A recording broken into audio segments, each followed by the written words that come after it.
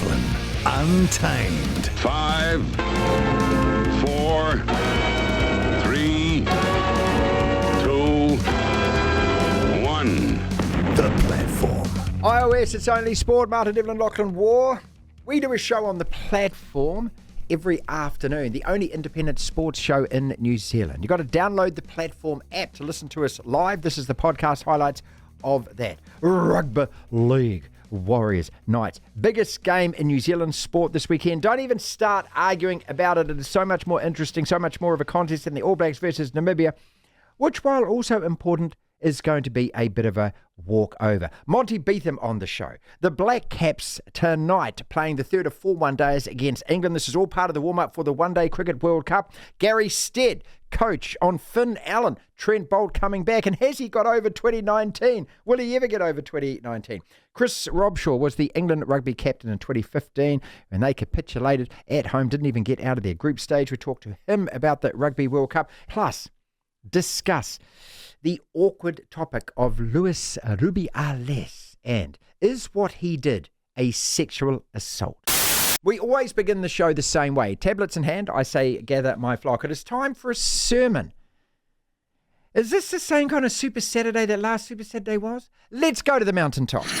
We live in an amazing, amazing world, and it's wasted on the crappiest generation of just spoiled idiots. This time last week, I was amped. I was ramped. I was so amped. 2 massive games of sport were looming. 2 of our favourite New Zealand sporting sides, the All Blacks playing France and Warriors versus Penrith. It was Super Saturday. A combined 2 million plus people watching both games in New Zealand across live TV, streaming platforms and pubs and houses. And this weekend, we go again. 2 more matches, same 2 teams playing, but entirely different circumstances because of the opposition. The Warriors versus Newcastle is another must-watch. The winner-take-all semi-final at home to the Knights at Mount Smart, last match of the season at that venue, and is either going to be the end of the season or puts the club into another winner-take-all match against Broncos the next weekend, and the prize there being, as you know, a place in the grand final. Yahoo! Oh, I think that most of the country, most of the sports fans in New Zealand are really looking forward to this on Saturday night. But as for the All Blacks, on Saturday morning again, I got to admit I'm struggling to get excited about playing Namibia. Why? Because they're a walkover. It's like the Black Caps playing Madagascar, isn't it? I mean, there is no chance that Namibia win this game. Barely a chance they even make it competitive. It's difficult to get a gauge on their team other than looking at the last year of results, and even that gives little real indication. They've beaten Kenya. They beat an Argentina 15. This is all this year. They lost to Uruguay. They beat Chile. And on the weekend got thumped 7-1 by Italy, 52-8 in their World Cup opener. Now, you look at Italy's form. They lost all 5 Six Nations matches this year. They lost to Wales even. In World Cup warm-ups, they lost to Scotland and Ireland. They beat Romania. They beat Japan. So what are we meant to read into all this, and what are we meant to read into them putting 50 points on Namibia? Who knows? See, Namibia are a bunch of part-timers. That's pretty much it. They're not really a full-time rugby nation. Themselves, Chile, Uruguay, Romania, these teams are the cannon fodder of the World Cup. It's World Rugby pretending that the sport is global. These teams are toilers, they're triers, they're 3rd or 4th tier teams. I think that's what they're called. So it's hard for me to get excited about this. No matter how we play or what we win by, what does it ultimately tell us? Yes, it's still relevant because it's a World Cup match. But other than being called a test, I'm struggling to figure out what exactly it is a test of. Devlin. What do you want? We want information. Information. You won't get it. The Platform. Headlines, Locke, what do we got? Plenty, Martin. There's always a lot going on in the world of sport. Well, sometimes you say I'm scratching for sports news. Well, but not today. now. Okay, There's right. plenty going on. I opened about 7 or 8 different tabs on my Google Chrome. I'm not going to be able to fit it all in. Let's start off with Luis Rubiales, the Spanish football president, now former president of Spain's Soccer Federation. He has been ordered to give testimony to a Spanish judge investigating his kiss of a player at the Women's World Cup. Now, I'm no expert, but I think it pretty much means he's been charged, doesn't it? Well, no, I think what happens is he gives testimony to the judge. The judge then decides whether or not it is going to go whole distance. Okay, so this is the pre Yeah, okay, their justice system works different from ours. Okay? All right, the All Blacks, there's many areas that they will want to be improving on ahead of their matchup with Namibia. Well, it doesn't matter because apparently they're going to be rotating the team with 11 changes or something. Yay. Don't agree with that. Just marching towards that World Cup title, aren't we? But many areas they're wanting to improve on for the second matchup against Namibia, following on from the opening loss to France. But a key focus of the side currently is their set piece and, in particular, their scrum. Not a shock at all. Speaking to media overnight, veteran hooker Dane Cole said Namibia, despite their minnow status, will be a good challenge for them to show their work-ons. A lot of their front row boys actually play for the Cheetahs, so their line-out has got a real African theme to it, Cole said. The way they drive and that, so we've done a bit of work around that with the scrum plan and stuff like that. England flanker Tom Curry has been handed an effective 2-game suspension and will miss the Rugby World Cup Pool D matches against Japan and Chile. So 2 matches he's missing for England in pool play. This following his red card inside 3 minutes against Argentina. Very confusing decision that, because there's just been no consistency with refereeing during this tournament, to be honest. Former All Blacks wing Julian Savia, who most recently was playing for the Hurricanes in Super Rugby, he signed a 1-year deal with Moana Pacifica. This actually surprised me, but I thought leaving the Hurricanes he'd be able to get a bit of money playing over in Australia maybe and start a new exciting lifestyle over there. No, he's joined Moana Pacifica, which is actually quite a cool move. Good on you, Julian. Romania's former world number 1 tennis player Simona Halep said that she will appeal to the sport's highest court against the International Tennis Integrity Agency, their decision to ban her for 4 years after 2 separate anti-doping rule violations. 4 years, hefty ban for the former world women's number 1 in tennis. Next year's edition of the 2020 Black Clash has been injected with a huge dose of star power. One of the game's greatest ever hitters with the bat, Brian Lara, West Indies legend. He'll be in that Black Clash. Now, I'm not usually a fan of this, but if you're bringing in someone as good as Brian Lara, that should be quite an exciting occasion. Sean Johnson, as you heard in the top of our news just before, he is starting for the Warriors in their semi-final against Newcastle this weekend. A huge return for the Mount Smart club as they look to get into the NRL preliminary finals and from there potentially the grand final. For the time being, Martin, that's what's making news. Devlin, Unbelievable! Incredible! the platform. Black Caps, not flying under the radar. It's just that we're kind of busy with the egg ball code at the moment. Rugby World Cup, Warriors playing the playoffs. But the Black Caps, well, they're in India at the One Day Cricket World Cup, and that kicks off just a couple of days before the Rugby World Cup quarter final. Gary Stead, how difficult was it to leave out Finn Allen? Trent Bolt, are you quite happy with the idea that he can pick and choose when he plays for New Zealand? And also, are you over 2019 yet? Or can you ever be, Gary? How important are these matches ultimately leading into the World Cup? What are you trying to get from them? Look, they're important because we're playing very, very good opposition in England. I think it sort of gives us a little bit of a benchmark of where we stand at the moment. But ultimately, it's another international game, and they're always important. We try and just pride ourselves on doing well in every game we go into. This might be a strange question to ask you, mate, but I mean, in terms of one-day cricket, in terms of 50-over cricket as we head to a World Cup, is there such huge tactical variations that, like, you hold back things in a series like this? You have stuff up your sleeve that you'll only use at the World Cup? Am I imagining that, or is it just you go out and play every game? I think you just go out and play, really. I mean, what we're holding back is there's 3 or 4 players that aren't here that will go to India.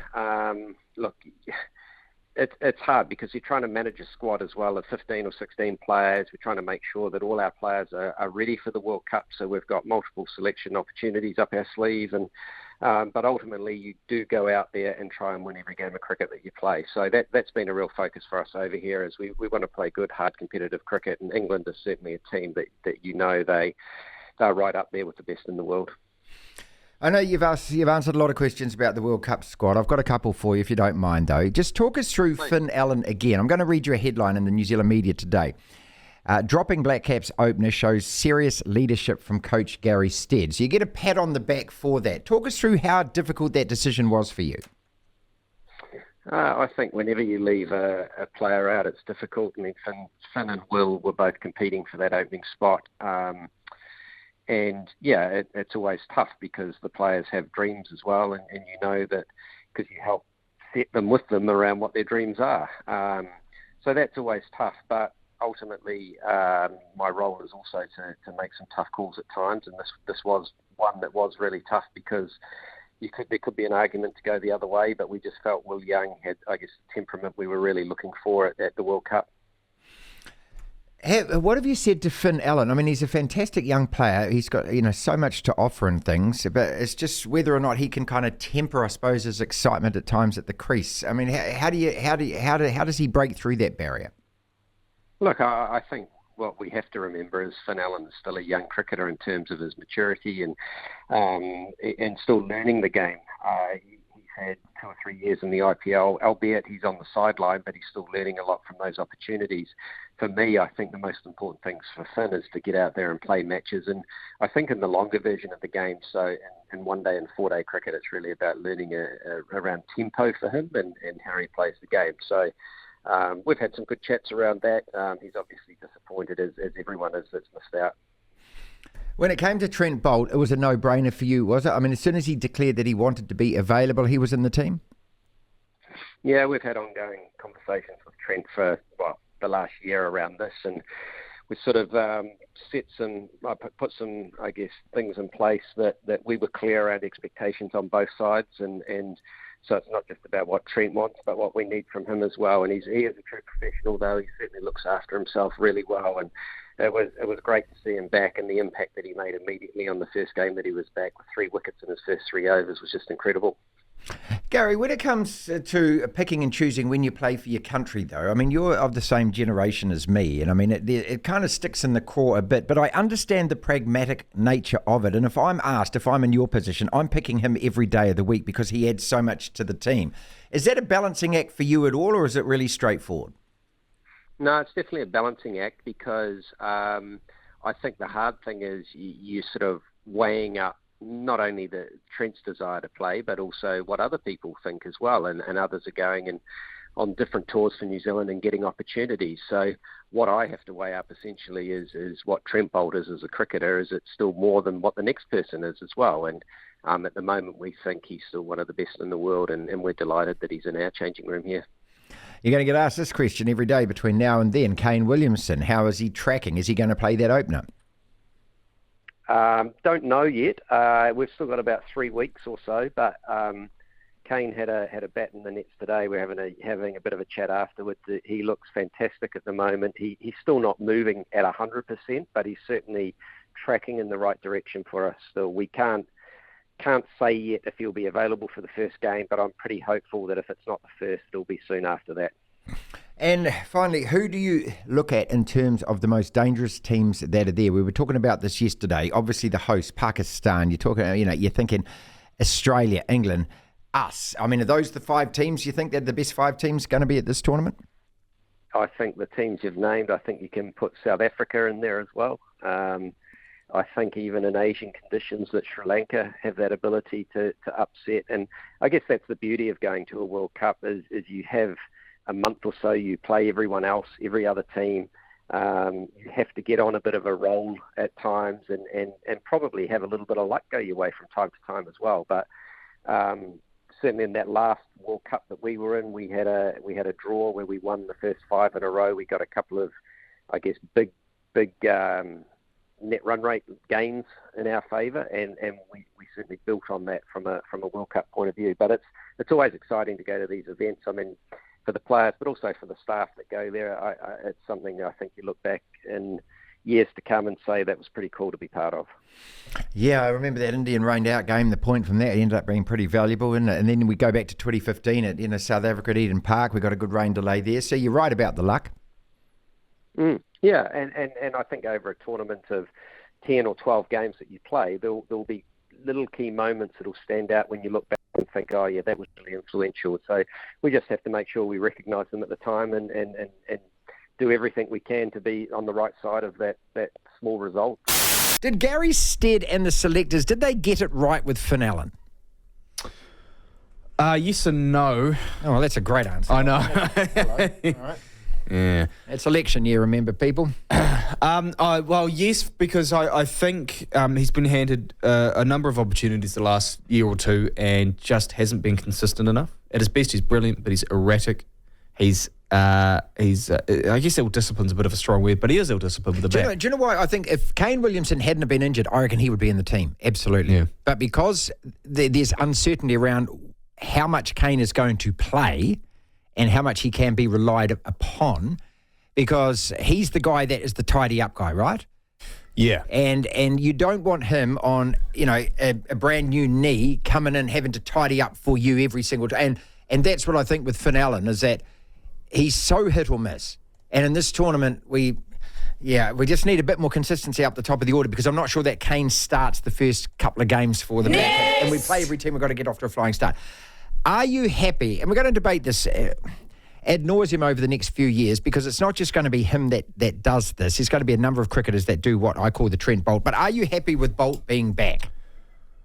Well, it's funny because... You're going to say yes and no again, aren't you? No. For a year, ever since last year when he rejected the contract, the New Zealand cricket contract, I've been so anti-Trent Bolt. Not him as a person, just the decision he's made and him as a player and giving more and more opportunities. Okay, let me explain. What you're anti is you're anti the idea of somebody picking and choosing to play for New Zealand. Yeah, right? play for the country. Okay. I feel like it's a privilege to play for the country, and I feel like I don't like the idea when someone I think is abusing that privilege, if that makes sense. Then again, he is one of the... He's a weapon, mate. He's an absolute weapon. He's one of our best, if not our best, quick bowler at limited overs cricket. I don't know if there's a batting lineup in the world that is comfortable facing him at his best. No, I don't think so. And I just think having him at the World Cup is such an ace to pull. Yeah, I honestly don't think that Gary Stead had a choice. Yeah, when he decided that he wanted to play, and it's absolutely pragmatic. I suppose it comes down to, because we don't like thinking about this when it comes to team sports. We don't like thinking that one is better than other, or one needs more than other, or one should be treated differently. Listen, we did it with the dear departed beloved Jonah in 1999. He went off with his girlfriend on a private holiday while the All Blacks went to Corsica or wherever the hell it was. John Hart let him do that because not everyone is him. And I remember, look, I'll go back to Sir Alex Ferguson when he did the Kung Fu kick. And apparently, and he got sent off against Crystal Palace and just about derailed Manchester United for probably a decade or more. He was absolutely our linchpin. He was our king. And apparently, Sir Alex Ferguson came into the dressing room and just ripped, snort, and bust at Gary Pallister, Steve Bruce, everyone else. Then he walks over to Cantona and he says, "Oh, you can't go around doing that, son." And the rest of them are all just thinking, "What?" But he knew if he'd balled him out in front of everyone, he probably would have lost him. And so you do have to treat some players different, as much as it doesn't kind of feel right. But I just think with Trent Bolt, we are better off with him in our team. Yeah. And as a fan, I just want that's all I care about. Yeah. I just care when it about comes down to the tournament, it comes down to on-field performance, all you care about is winning. You don't care about anything else. Are you healed from 2019? When I hear that audio, I thought I was as well. All I've done is show it. This is an old girlfriend who's broken your heart. Show it. That's what I've managed to do. And we've got back on the pitch and hit a few runs since. But I saw her at the pub again on Friday night, and even though I didn't want to feel anything, I felt something. That's what that felt like listening to that. Yeah. Imagine being the cricketer. You go around. They're playing a one-dayer tonight. It'll be on the TV when they walk out. Just at some stages, just let it go, England. You won. Why are you still playing it? Because imagine if it was us winning in that fashion. I'd be playing in New it Zealand. every single day, mate. Yeah. Every single day. No question about it, right? Yeah. And especially if they were touring. Exactly. If they were in New Zealand, and we would be doing the exact same. Well, at least you and I would be. So, no, I haven't healed. Come on. No. I tell you what, my flatmate, he's a big cricket fan, bigger cricket fan than me. Absolutely loves the sport to death. And his wallpaper on his laptop is there's quite a popular image of Martin Gupthorpe kneeling down, looking all dejected, and I think a couple of England players consoling him, then a black cap consoling him as well. After the match. That's his wallpaper. And I asked him, why on earth is that your wallpaper? He said, because I want to look at that and understand and remember the pain that I felt when it happened, and I want to keep feeling it. I'm like, oh, okay. Yeah, I mean, at some I mean, you're stage... not a player. If you're a player, I get it, but you're not. Yeah. You work in radio, son. Chris Robshaw knows what it's like to captain a side through a failed World Cup campaign. He was the Pommy skipper in 2015. They didn't even get out of their group then. Buoyed by beating Argentina on the weekend, though, his thoughts on who he thinks are the best teams at this tournament from what he's seen so far. Thoughts and impressions first week up. Who is the best team that you saw on weekend one? Well, yeah, I mean, I think the best thing about the first weekend is there were some big games, whereas normally you kind of wait 1 or 2 weeks to get into it and then the big games start to come. I thought, look, credit to France to play you guys first up. I mean, I think that was a real show of intent to say, you know what, we want to play the big boys and hit the ground running. And I think their performance, especially after you guys in New Zealand scored after, what was it, a minute and a half? Which I don't know if that's the quickest try in the World Cup or something like that, but that was, and then their ability to control the ball and come back, and that was brilliant. England looked really dominant considering the 4 warm-up games, and I'm not sure if you guys down there had followed much of them, but we had only won 1 out of 4 warm-up games and not played particularly well, and then went up against an Argentinian side, which, you know, have been a good side in recent times, and made them look terrible, in all honesty. We didn't score a try, which is a thing we still need to work on, but to win that comfortably with 14 men as well. And then you look at South Africa. I mean, to beat Scotland pretty comfortable, and in that pool where everyone said that was going to be kind of a three-way thing, they kind of put Scotland back in their place, I think. So I think, yeah, France, Scotland and England as the big sides really stepping up. Where are the All Blacks at the moment, do you think? I mean, we're sitting here, as you can imagine, in New Zealand, and much wailing, gnashing of teeth. I mean, we go to these tournaments, we have this idea that we're going to win every single test match we play, but of course it's not like that anymore. And when you get towed at Twickenham like we did, and then the French turn us over like that, there's a lot of worry here. Yeah, I'm not surprised. It was a really strange one because you guys, from our point of view in the Northern Hemisphere, didn't have the best year last year. And all of a sudden you win the Rugby Championship and everyone's thinking, these guys are back. You know, they're back and they mean business. And then to Twickenham, what seemed like South Africa's second home, to sell out Twickenham and have your biggest defeat. And then you go to France, which was always going to be a tough game, playing France. And, of course, South Africa in the first game. I didn't realise you lose your first World Cup pool game ever. Yeah. Not a great. And I mean, that was some stat in itself. But look, you guys are going to sail out the rest of that pool, get into a quarter-final, and yes, you'll have to play probably a South Africa now, which will be tough in itself.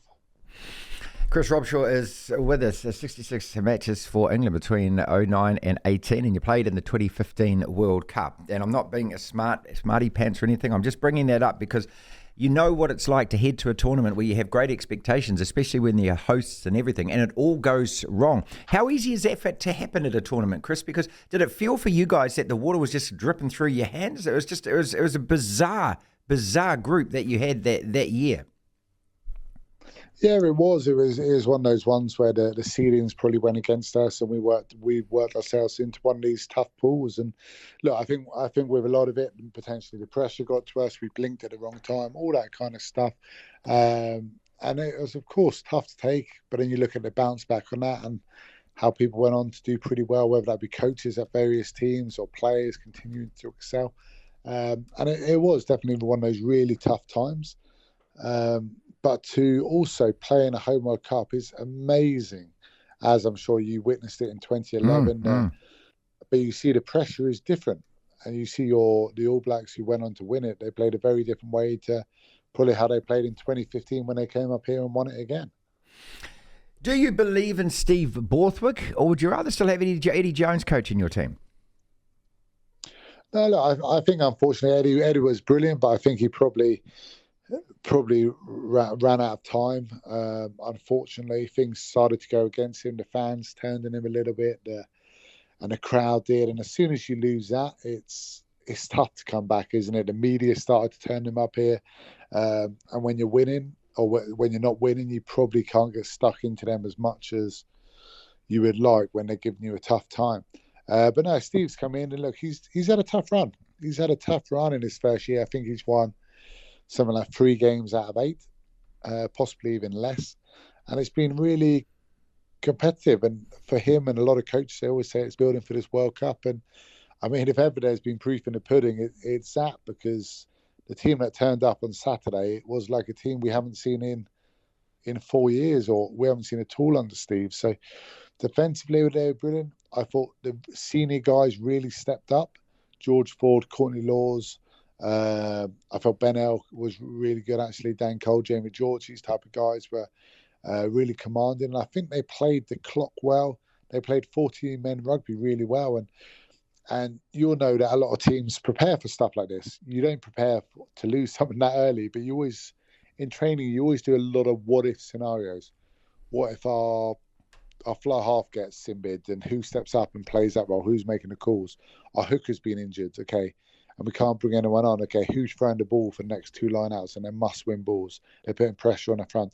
And it's all these type of things, these what-if scenarios you prepare in over the last 3 months, so then when you get into these pressured moments, you can really step up. And I thought, to a man, they're brilliant. And look, credit to George Ford, because I think I saw a stat that George Ford has kicked more drop goals in 10 minutes than the All Blacks have kicked in 8 years or something mad like that. Wow, great stat. Great stat.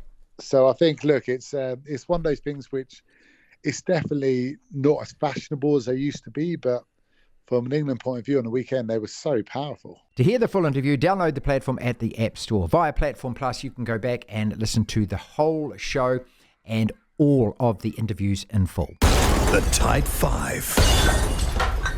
5 separate sporting topics, roughly a minute or so on each. When the goes, we move quickly on to the next one. Julian Savea to Moana Pacifica. I like this. What do you think about that, Locke? Aaron Rodgers out for the season. We've had a couple of texts in on that. I'm going to read those for you. Snapped his Achilles, Kevin Durant-like last night. It looked ugly. 11 changes for the All Blacks for Namibia. Now, we don't know this yet because the team is going to be announced in the wee small hours NZT tomorrow, but that's the word we are getting. Tom Curry, 2 weeks. Is that fair? And he goes to French tackling school. Yeah, what's that going to do? Luis Rubiales has been formally accused of sexual assault and ordered to give testimony to a Spanish High Court judge. I want to discuss this as well. It's a very sensitive topic. It is 2 men from the other side of the world who live in a country with very different attitudes and, I believe, a different moral outlook on what Rubiales did. Who gets to decide the definition of a sexual assault without devaluing, of course, Hermoso's indignation as to what he did by pashing her on the lips? It's a very sensitive topic, but I do believe we need to talk about it. Starting off, though, Julian Savea to MP. Now, Julian put out on his... I'm talking like I know the guy. Julian Savea put out the bus on his Instagram a few weeks ago about the fact he's gutted. It was a shock. He was leaving the Hurricanes. But he did say that I will be reappearing, gave a bit of a hint. You thought he was going to go to Australia. I said MP at the time. Tana Umanga, new MP coach, has signed him up. I like this. I think it's inspirational for Moana Pacifica. I don't know how much game time he's going to get. He's not the big bust that he was at his absolute blockbusting best in 2015 when we all thought he was the new Jonah. Rest in peace, Jonah. But I like it. I think for the younger players, they will look up to the sky as long as he can contribute on the field at times, what he probably brings off the field as well. But look, this is what Moana Pacifica is about, isn't it? Yeah, I think so. It's more the profile of signing up a big name, someone absolutely synonymous with New Zealand rugby from the last few years, and there's got to be benefits in that. It's not jobs for the boys, is it? Let's get that out there in case people are thinking that. No, I don't think so. But at the same time, I mean, not to be glass half empty about it, but whenever you've got these big names going to these sort of startup franchises in a variety of different sports, I don't know. I don't think it. I think it's great for Moana Pacifica. It gives them a name. It brings the fans along. It's great for the players playing there, and they can learn off someone who knows what it's like to play at the highest level for the All Blacks. As long as it's not a holiday. As long as it's not about... it can't be a holiday, no. And the thing about Moana Pacifica is there are issues with this franchise, if you can call them that, because they don't actually operate like a franchise from a business sense, but there are issues with this team, and I don't know if this doesn't help any of those issues. You're talking about the cash flow, don't you? Yeah, essentially the money, the lack of money going through that organisation. They don't... And how much of a chunk of it is he going to take? Yeah, well, he's definitely taken a massive pay cut going there, I think. And part of the issue is they don't have the money to pay their players or their coaches and whatnot because they don't bring the money in from a corporate perspective compared to the other 5 New Zealand franchises. Oh, I hope this works. I really do. I've got my fingers crossed for them. I like the franchise. I like the idea of the franchise. Love the idea. And I like Absolutely. the idea of Julian Savea going there. I do not like the idea of 11 changes to the All Blacks from the run-on side that played France. I just think this is Mickey Mouse. So, look, we've tried and failed with this before. Again, Justin Marshall says play the A team. Barring injury, the team that's going to start that quarterfinal just needs to play. There's no hiding from it. They've got to just go out there and try and create some rhythm and get some real good synergy so that when they do hit that game, they've actually been battle-hardened for 3 weeks. Yes, not against the quality of opposition that South Africa and Ireland and possibly even the likes of Wales are going to be encountering, but at least the side is starting to gel. Irrefutable logic, isn't it? And also, not only that, but a man who speaks from experience and a man who speaks with love of this team and all of that. I mean, Justin, re-emphasised yesterday how much he believes in this team and these players. I just don't think we have the luxury, Lachlan, of being able to do this. If we had beaten France comfortably, right? Yeah. And then, then we've got Italy, we're looking at that, and we'd actually performed against South Africa. Yes, I could say, okay, I could understand. But not at the moment. Yeah, I think if we knew our best team... Which we don't. Which we really don't, to be fair, or the best team isn't fully available. We knew who they were based, bar a couple of players. We had the combinations down pat, and we'd known that for really a year. Then I'd be absolutely comfortable with rotating the team, but we don't. So... how do you build form in sports? You give players and teams or players together on a team minutes. Yeah. That's how you do it. Yeah. Aaron Rodgers out for the season. A text message that came in at the start of the show. No name attached, but I was born in 1961, which makes you about 62, 63 maybe. Teams at the top of their game, Tottenham and the Jets. 52 years of supporting abject failure, and in 1 month, in the year of hope, I lose Kane and then I lose Rodgers. How is this possible? I hate my teams. Dude, that is one of the most favourite texts that has come into the platform on this particular program since we've been broadcasting May the 9th last year. I feel for you, dude. I got no empathy for you because I don't like Spurs and I can't give a stuff about the Jets, but I feel for you. I feel for you. And yesterday watching Aaron Rodgers, he goes down. It looks as though it could be an ankle. It's only when you watch it in slow-mo replay afterwards that you see exactly what happened to Kevin Durant's leg against the Toronto Raptors, where you see that snake of an Achilles snap and wriggle up his leg. Yeah. And it's horrible to look at, isn't it? Yeah. He's 39 years old, Rodgers. Does he come back from this? I think that's him gone. I mean, at that age, he's going to be 40 years old playing in the most physical game. But he plays a sport where he doesn't actually have to get out of the pocket. So the goal from here, he absolutely comes back. Because the goal from here for the Jets, at least, is to shore up that offensive line, make it one of the 2, 3, 4 best in the league, protect him at all costs, and he's not running, is he? Oh, he's not running. No, he's going to be what Tom Brady was for the last 3 or 4 years of his career. Yeah, just stay stuck. Just stay in the pocket. Because the moment Tom Brady left the pocket, he was like a dead body floating along the ground. So as long as, but then when he was in the pocket, he was like a wizard zipping the ball down the field. So as long as the Jets protect him with an offensive line, then he'll come back. Okay. Tom Curry, 2 weeks, is that fair? No. How can he get that when Jesse Creel gets nothing? Exactly. Now, if Jesse Creel was suspended for 2 weeks, sure, go ahead, Tom Curry. It's the inconsistency. We'll ask Chris Jones about this in a few minutes, but look. Curry was apparently going to go for 6 weeks. We've watched it again this morning. We've watched it over and over. It's clumsy as hell. But so because he pleaded guilty, if he didn't plead guilty, he would have gone 6 weeks. That's right. Because he said sorry and pleaded guilty, he got it halved straight away from 6 to 3. It's like the New Zealand justice system. You can commit grievous bodily harm. You can attack a defenceless person with a hammer. But because you had a terrible childhood and you want to change your life, card. All of a sudden, well, then that gets taken off. That gets taken off. Oh, you've got a home D bracelet which you can wrap in tinfoil and then go and commit other crimes. It's just brilliant. But Tom Curry, 2 weeks. And goes. The best bit of this is that he goes to French tackle school. I hope he has to spend the whole 2 weeks in French tackle school. Well, he will have to make sure he knows French pretty damn well, because he'll be standing there and they'll be like going, merde, bonjour. And he's like, heck. Okay. Yeah, so that to me is it. No rugby for 2 weeks, but you have to spend the full immersion course in the French tackle school. Tom. All right. Sensitive, tricky subject here. And it doesn't matter what we say about this, we're going to get shouted down in many quarters. We're two men talking about Luis Rubiales, as well you know what he did to Hermoso at the end of the Women's Football World Cup final. Again, just to explain, when you watch it in real time, she kind of picks him up. They kind of have an embrace. I think there might have been a cheek peck. He then grabs her and then mushes up, right? And gives her the full pash. Afterwards, it erupted. Every man, woman, and dog has had a say on this. What I want to know is that a sexual assault? Now, from my perspective, as a 59-year-old man in New Zealand, the word sexual assault, to me, is one of the most serious crimes that you could ever be charged and convicted of. And the person or persons on the receiving end of your assault, that is mostly life-changing for them. It is hideous in absolutely every way. So I'm just a bit worried that with this, all of a sudden, we're defining degrees.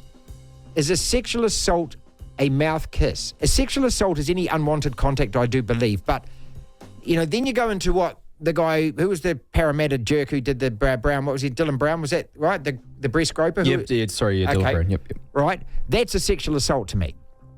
I'm not so convinced this is a sexual assault. But then again, I don't define Spanish law. Where do you sit with this? Yeah, I mean, if... There's no right answer. No, it's very prickly to talk about. And if you say things the wrong way... You're going to say the wrong thing, mate. Yeah. But we have to talk about it because we're adults, and adults need to talk about this. Look, is that sexual assault? I mean, it's... When you watch the video of them on stage, she picks him up. He gives her a kiss on the cheek, which he gives a kiss on the cheek to all the players before him, and I'm assuming all the ones afterwards who have crossed the stage. He picks her up. She picks him up, so he gives her a kiss on the cheek. They, really excited. They're jumping up and down. They're yelling in each other's faces, and then he grabs her face and gives her what looks like a strong peck, which only lasts about a second. Then she leaves the stage. My gut to me says when I'm watching it, it's totally wrong. It's unsolicited. It's not right. But if that's sexual assault and you can be charged with sexual assault for that action... Well, your face is a 4-year jail term, mate. Like, that's very extreme. Like, to me, it's almost like being if I were you or any guy went up to a girl in a bar and sort of started to chat away and had some cheesy pickup line, and then they said that's sexual harassment, you got in trouble for that being sexual harassment. It feels like something like that. And I'd sit there going, well, no, I'm just kind of, it's an innocent sort of behaviour. And then in the case of this, sort of pickup line, and you're going to turn around and call it that, that's a little bit unfair. It's what he's done here is wrong, but sexual assault is a very... Well, I think it's demeaning and it devalues what sexual assault actually is, I think. Because there's people out there, I mean, as you say, what Dylan Brown did, there's many instances where women have been touched, where more extreme things happen, like this Irish rugby fan in France, for example. That's sexual assault, and that's a disgusting, heinous crime. So if you're going to call this sexual assault, you're really widening that the bandwidth, if you will, of what it is. And it just makes me a little bit uncomfortable that people can get get seriously in trouble for something that I just don't think quite meets that. Warriors Saturday night against Newcastle sold out in an hour. It's kind of perfect to me that the home season ends at this particular point, a final. And it's against a Knights side that's on a real tear, 10 in a row that they have won. What are the key differences between the teams? Is home advantage going to be that much more important? If we were playing away in Newcastle, we'd probably be saying yes, indeed. Monty Betham, over 100 games for the Warriors, captain the club with such pride, joins us. Tell me why the Warriors are going to win this game. Because you're at home. I think if you think about them coming at home, obviously the disappointment of last week against Penrith Panthers, they've had lessons throughout the year, and every time they've had a lesson, they've bounced back. And that lesson was you can't give away possession to a side that has got such firepower like that, and you can't make as many mistakes as they had. Penrith had 64% possession, and the Warriors made 14 errors in the game, and you just can't do that. So no place like home. Better show that this Saturday night. Look, I was really impressed with Andrew Webster and the way that he dealt with that defeat, mate. He's saying we got schooled. I mean, I love a coach who puts his hand up and saying, no, they were much better than us. Were they that much better in your eyes? Well, they were as a result of that possession and all the errors. Look, because there's moments through that match, especially in that first half, when you look at their two, James Fisher-Harris and Leota, who are two of their powerful props that, everything in the last few years that they do is really help lay their platform for that success. And they were off on their haunches, off their feet with that, and that's with all that position. So when you look at Adam Fanua-Blake, Mitch Barnett, and what our boys were able to do that middle third, it was very good. But in the end, if you don't have enough ball, if you get too tired, you just don't have petrol in your tank. And there's a few guys playing out of position who probably knew to it in the first time, but they came right. I guess what I was trying to make the point of, Mont, is that that no one is making excuses, and also what really impressed me is that this is a team that toils on, mate, that doesn't drop its head at all, hasn't all year. Now, it could have taken a beating in that game. How important that the team didn't? Yeah, absolutely. When I was watching that, I thought this could have been anything. It could have been 40-0, 50-0 with the amount of possession and the quality of the team against them. But when you talk about lessons and you talk about Andrew Webster, I mean, early on Monday he came back and the boys had obviously, came in, switched on, focused on the game ahead this week. Webby addressed them and sort of said, hey, listen, boys, I know you're one on a tone for the loss last week and you switched on and you're really focused, but let's not lose sight of what has brought us here, which is being happy, having the jokes, enjoying each other's company, and just having that energy that they've had all week, week in, week out. So, and they got the mix right when they got onto the paddock as well. So once again, the leadership from Webby has been first class, and it really has gone through this outfit, and they're enjoying playing each other's company, and I'm sure will be no different this weekend. Well, since the Raiders game, and it was really in the last few minutes of that game, a game that was in hand, and then they came back, of course, won it with the field goal. Since then, Titans, Tigers, Eagles, Dragons, and then the loss to the Dolphins. Now, you know what I'm going to say here, that we haven't displayed the kind of form that we did back in the middle of July against the Sharks. Is that a worry? What do we have to do to unlock the team to play like that again?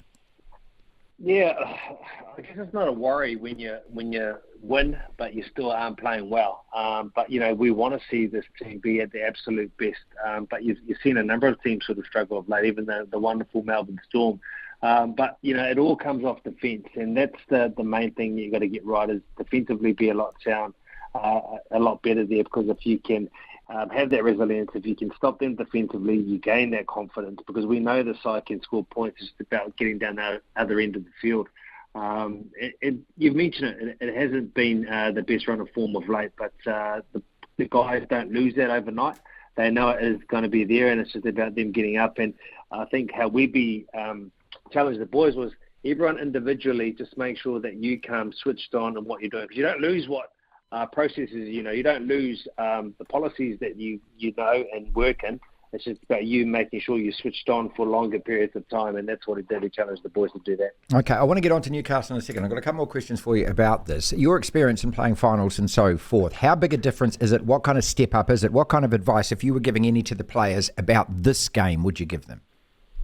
Oh, look, it's faster than anything you played before. If you play test match football, you'd understand, because that's the type of step up, the intensity is. Even from a spectator's point of view, you see the difference. Oh, you can notice it. Of the yeah, game. yeah. You can see the aggression and the types. But, it's one thing to watch and see it unfold. It's another thing to be in those actual systems and feel the pace, feel the speed, and then not get lost or caught up in just what happens. It feels like an eternity, but it's gone in the blink of an eye.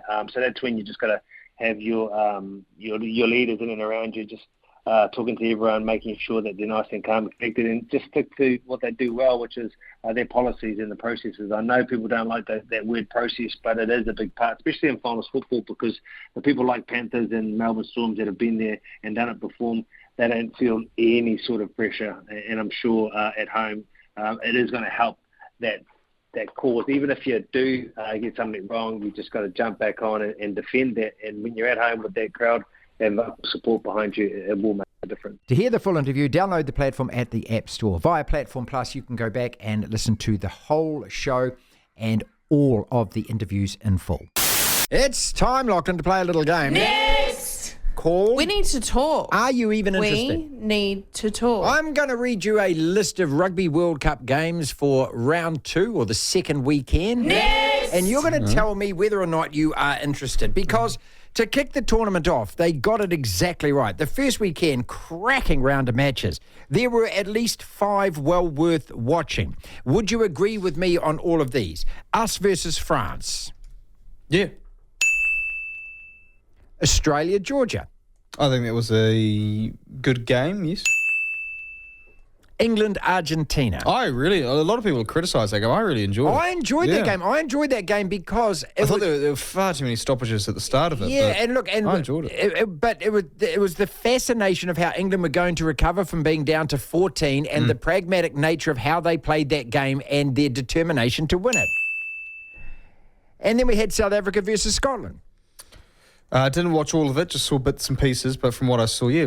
Well, again, a little bit like the England game. I mean, some would say from a neutral perspective, or at least a casual fan perspective, not the most exciting game, but I enjoyed watching a really good team just not really get out of second gear and put away another team and reinforce the fact that I think they're the best team in the tournament. Right. I enjoyed that. And then we had Wales versus Fiji following that on Monday morning, which was an absolute brilliant. crackerjack of a game. Probably the game of the round. It was a great advertisement for the sport and the tournament. There you go. First round. Okay, so now we go into the second weekend.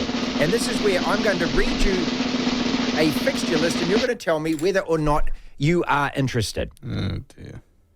I'm nervous. France versus Uruguay, Friday morning.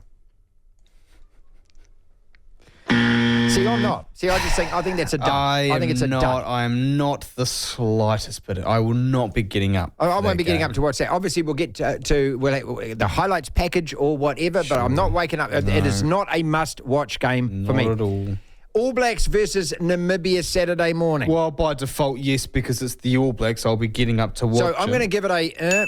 Yeah, but I mean, if it wasn't us playing Namibia, if it's South Africa or Ireland, I wouldn't be interested in it, right? Yeah. Okay, so I'll be watching that game purely because it is us. Samoa versus Chile. No, not at all. Sorry. See, I've got half an interest in that because I want to see how Samoa go. Yeah, Samoa haven't had a game yet. That's a right. fair Okay, so enough that's point. different. So I'll give that a little tick, but it's not. So you think that's more watchable than the All Blacks Namibia? No, I don't think it's more watchable. But look, I've got a passing interest in that game. But Wales Portugal. Come on. Sorry. I mean, if it was a football game and it was a qualifier for the European Championships, I'd probably watch it. Because the gap between Wales and Portugal in football isn't as big as the gap between Wales and Portugal in rugby. But again, okay, so those are 4 games, right? And I'm trying to find a blockbuster here. Ireland versus Tonga. Yeah, I'm like Samoa. I'm keen to see how Tonga go with the squad, and Ireland, I think, are one of the 2 or 3 best teams of the tournament. This will be a great game. Ireland and Romania wasn't worth watching. It was, in the end, it was a netball score. There's a friend of mine who said that they are absolutely on the Ireland wagon now because they put 80 on Romania. I said, come on, mate. That doesn't tell us anything. Doesn't tell us anything. Yeah, we beat Tonga 90-something. Was it 90? I think it was 90-something nil ahead of the last World Cup. It was a very poor T20 score. They won at 82-8. Yeah, we beat Tonga by 100 points. South Africa versus Romania. No. After Ireland put 80 points on them. I expect South Africa to put 90 on them. Wow. And if they don't, I don't care. And then we turn to Monday morning. Australia versus Fiji. Yeah. Yes. Absolutely. So all of a sudden we're all up and excited. That's 3:45 Monday morning. So it's going to be an early start for us like it was last Monday. But I'm really interested in that game. Yeah. God, come on, Fiji. If Fiji win this. Well, Fiji have to win it, as Brett McKay said to us before 4 o'clock, to keep their tournament alive. If they lose that game, they then have lost to both Wales and Australia. They're not making it. Your only hope is that Wales lose to Georgia and Australia. I don't think that's happening. So Fiji got to win that game. And then you follow that with England versus Japan. Which, if you're a Pommy fan, I suppose isn't. Yeah, well, Japan have the capability of not the same side that they were in 2015 or 19. No. That's our podcast for today. Thank you so much for listening. If you want to listen to the entire show, 1 till 4, Monday to Friday, download the Platform app, and via Platform Plus, you can go back and listen to whatever shows over however many weeks at your leisure, at your listening pleasure. Platform Plus. First thing to do, though, is download the Platform app. Devlin. That is a disgusting act. The Platform.